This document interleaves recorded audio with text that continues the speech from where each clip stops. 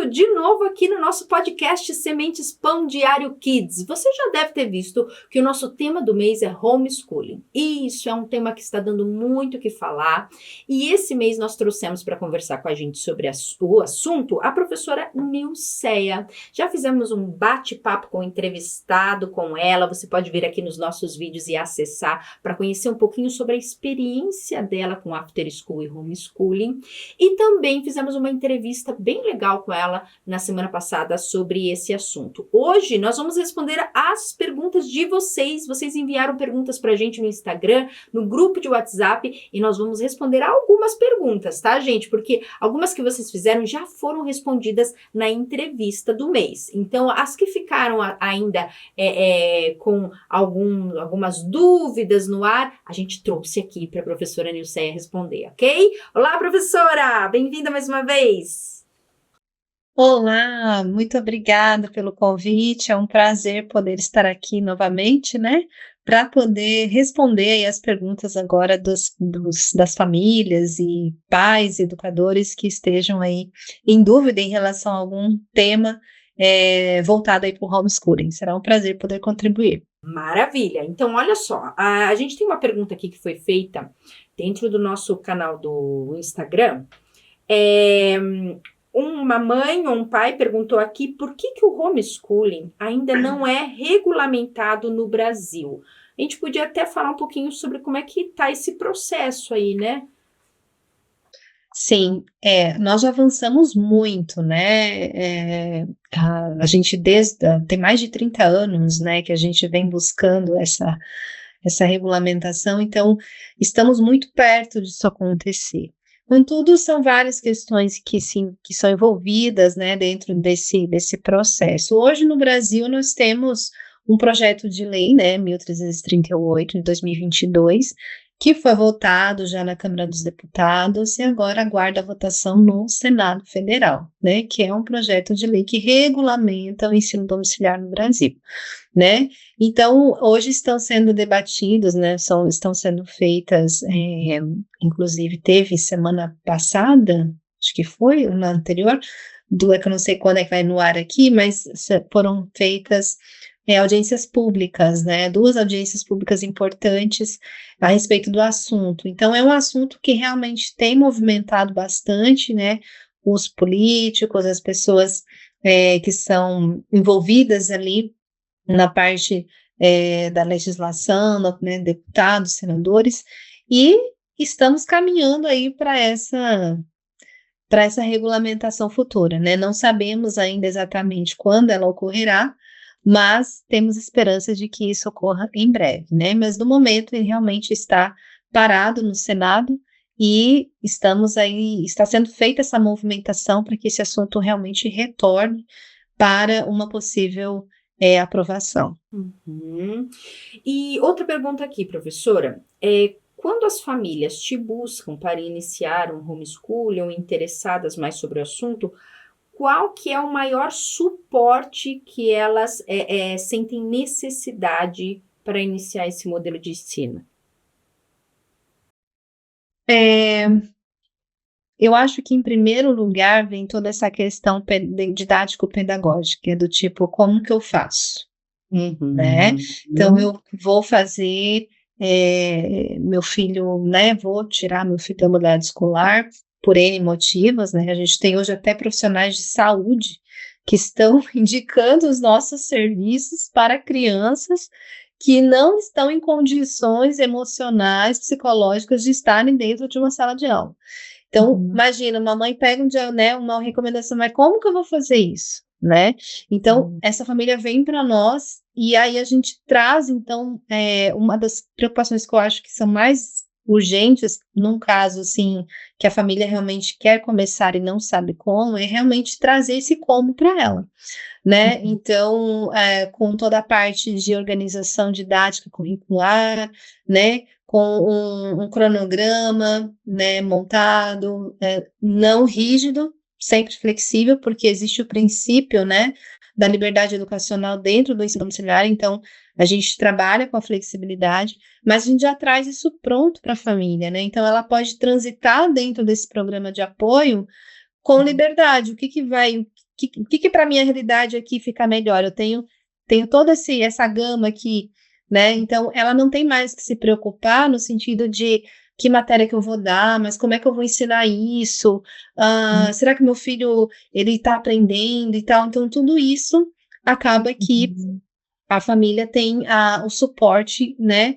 Traz essa segurança para a família. Então, ela sabe que aquele conteúdo que ela está dando é um conteúdo que a criança deveria estar vendo naquela fase. A metodologia que está sendo usada é uma metodologia que vai trazer um resultado adequado. Se não trouxer, ela tem uma equipe que ela pode se reportar, né, para poder, o que eu posso melhorar aqui para desenvolver melhor o meu filho nessa área. Então, ela tem uma equipe que dá esse suporte. Então, ela não vai estar sozinha, ela vai estar sendo amparada, né, por uma equipe e por um programa de apoio, né, que vai trazer toda essa segurança, tanto didática, metodológica, quanto jurídica também. Então, havendo qualquer necessidade, isso é uma questão que pesa muito também a família. Mas se acontecer, como é que eu vou saber, né? Então, a gente também é um recurso que acaba que a família procura bastante, que é a questão jurídica e a questão didática metodológica, né, do como fazer isso no dia a dia mesmo, na prática, né.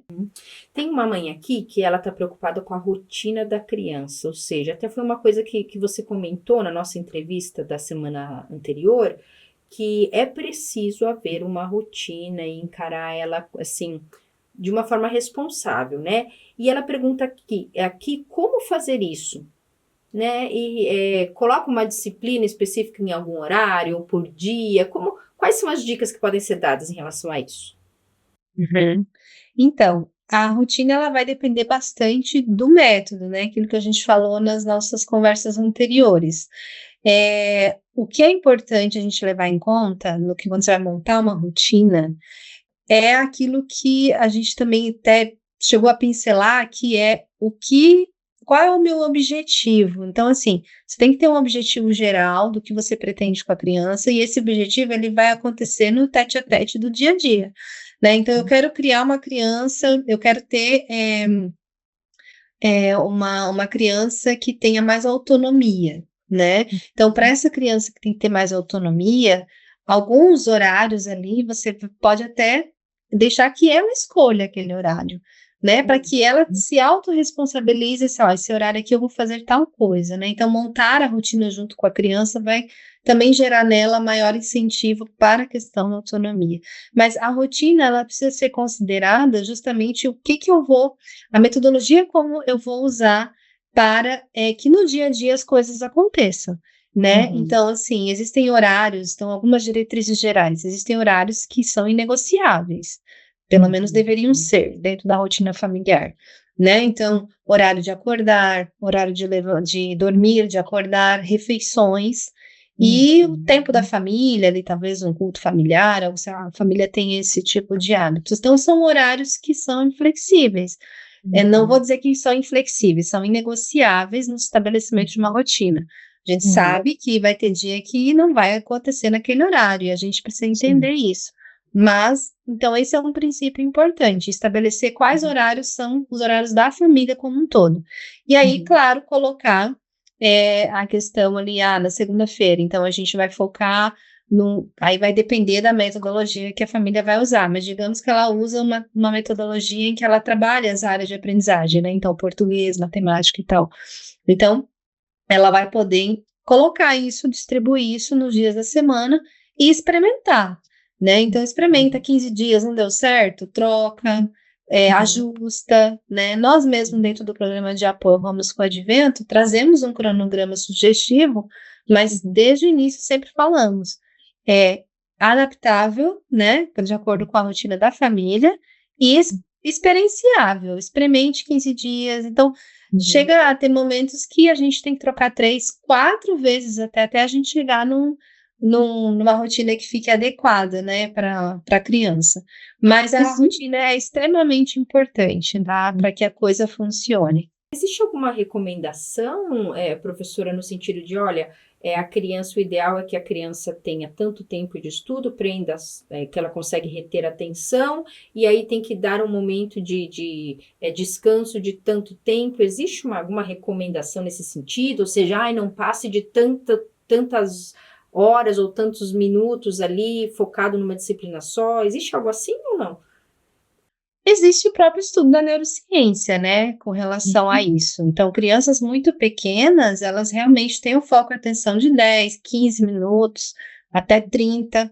Então, dependendo, aí isso varia também, porque tem criança que é mais introspectiva, mais concentrada, tem criança que é mais expansiva, mais extrovertida, ela tem mais dificuldade de ficar parada. Então, por isso que eu falei na nossa conversa anterior, a respeito de trazer o ensino domiciliar, traz essa questão da individualidade muito forte. Você vai olhar para seu filho e vai entender qual é a característica dele, necessidade dele, personalidade. Então, tudo isso você vai levar em conta na hora de você estabelecer a sua metodologia, né?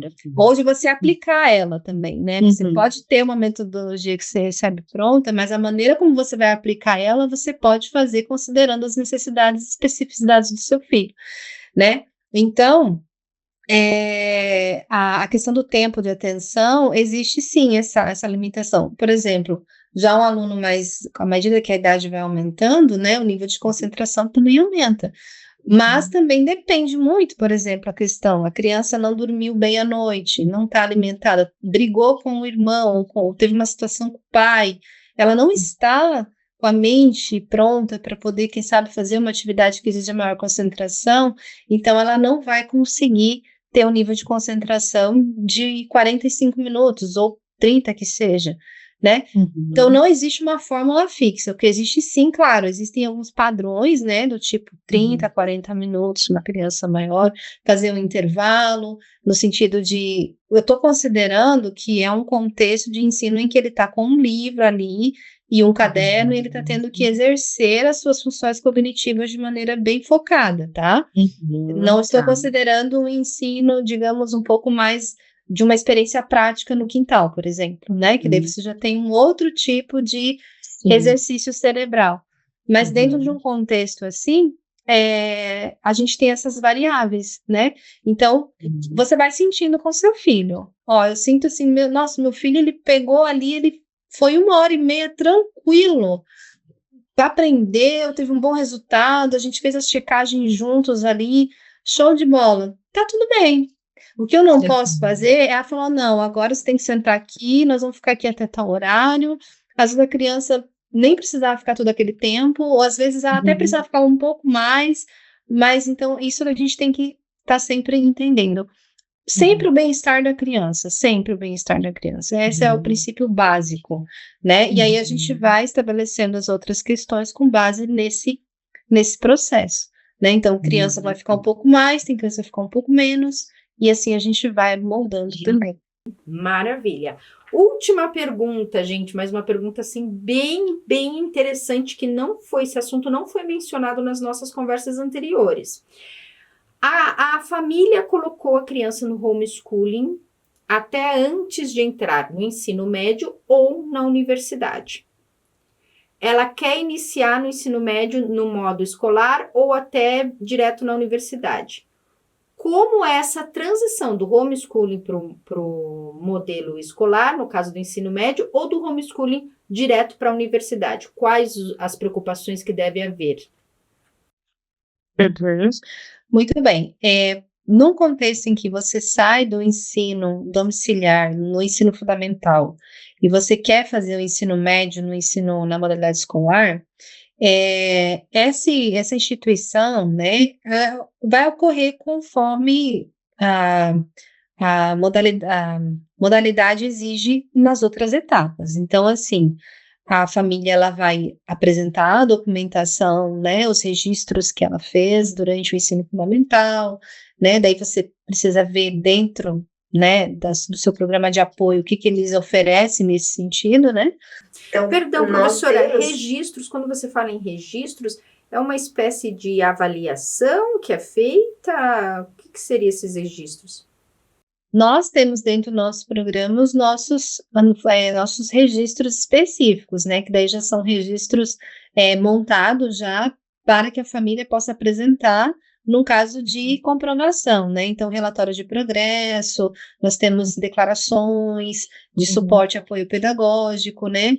E relatório individual de aprendizado do aluno. Aí são documentos que nós trazemos dentro da nossa proposta, né? São de especialistas na área da educação que durante esse processo de ensino domiciliar avaliaram periodicamente as crianças, seria mais ou menos isso? A família pode optar, né, por essas documentações emitidas por profissionais autorizados e pedagogos e também apresentar as documentações que ela mesma montou durante o processo, que é essa documentação que a gente traz ali base para a família poder fazer essa comprovação. Então, são documentos de registro. É claro, pode levar caderno, livros, enfim. A ideia é comprovar que esse estudante, ele teve acesso ao conteúdo, né? Teve acesso ali às áreas de aprendizagem, apesar de não estar dentro do ensino formal, tá?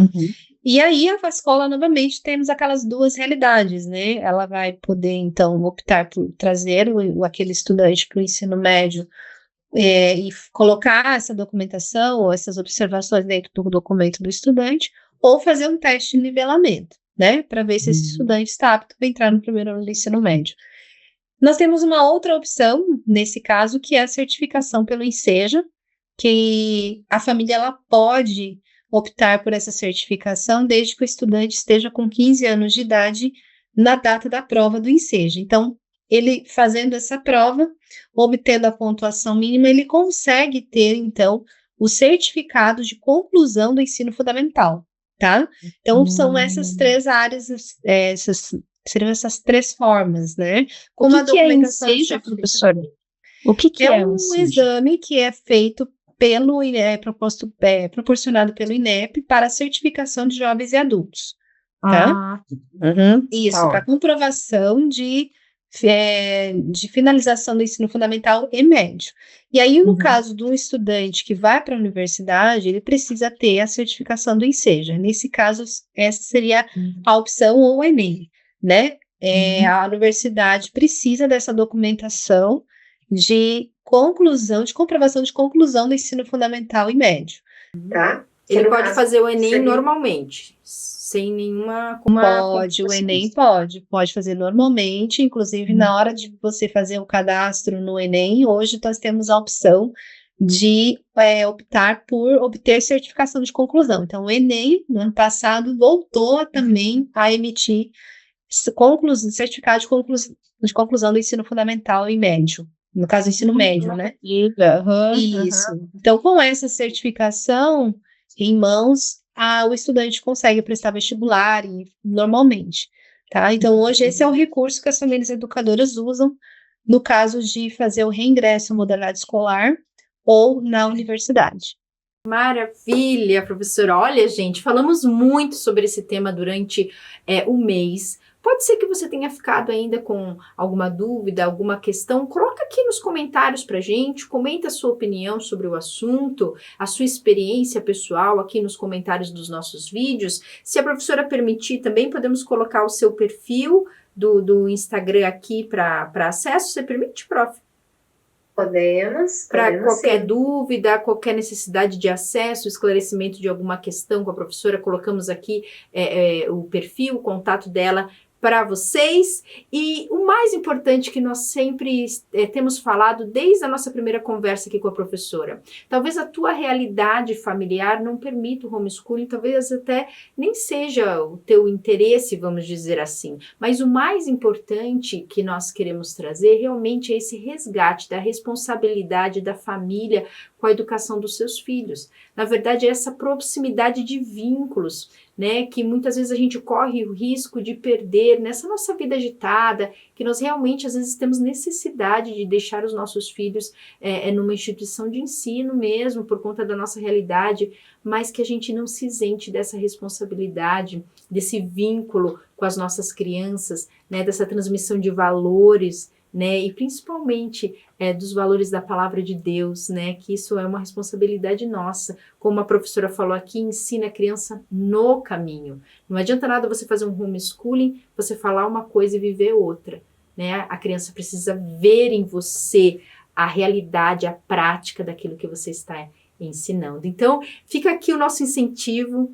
Professora, mais alguma palavra, alguma mensagem que você queira deixar para as pessoas que nos escutam? Eu digo que o ensino domiciliar é um chamado de Deus, né? E quando Deus chama, ele capacita. Não é para todos, né? Mas se você que está me ouvindo sente o desejo de fazer, mas tem medo, tem inseguranças e tudo mais, coloque em oração, e Deus vai te orientar, né? Como a gente colocou aqui desde o começo, nem sempre tem que ser daquela forma, começar daquela forma, né? Que a gente parece que é tão difícil. Começa nas pequenas coisas, começa no seu dia a dia, começa com o que você tem. Porque quando a gente fala de ensino domiciliar, nós não estamos falando num contexto 100% homeschooling. Ensino domiciliar acontece com qualquer família, com qualquer que tenha filhos, né? Que você tem filhos, independente se está na escola, se não está, se, enfim, você está fazendo ensino domiciliar, né?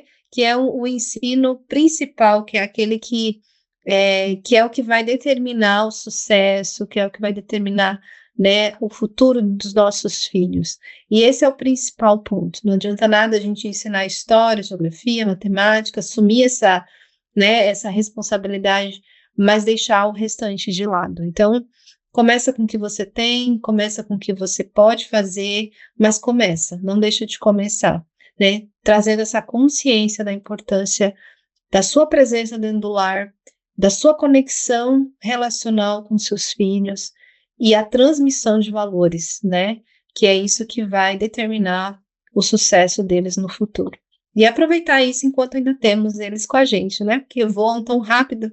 É verdade. Professora, mais uma vez, obrigada pelo seu tempo precioso. Foi um prazer. Olha, que Deus continue te usando poderosamente, né? Transmitindo essa mensagem tão valorosa desse retorno, né? Retorno ao compromisso com a educação dos filhos. Que Deus use você, a sua família, que os seus 3 preciosos frutos possam ser flechas na aljava de Deus e que eles possam fazer a diferença onde forem, que você escolheu muitos frutos. Amém? Muito obrigada pela oportunidade, viu? Foi um prazer. Deus abençoe vocês também, o ministério de vocês. Muito obrigada. E Deus abençoe você, Deus abençoe a sua família. E você gostou desse assunto?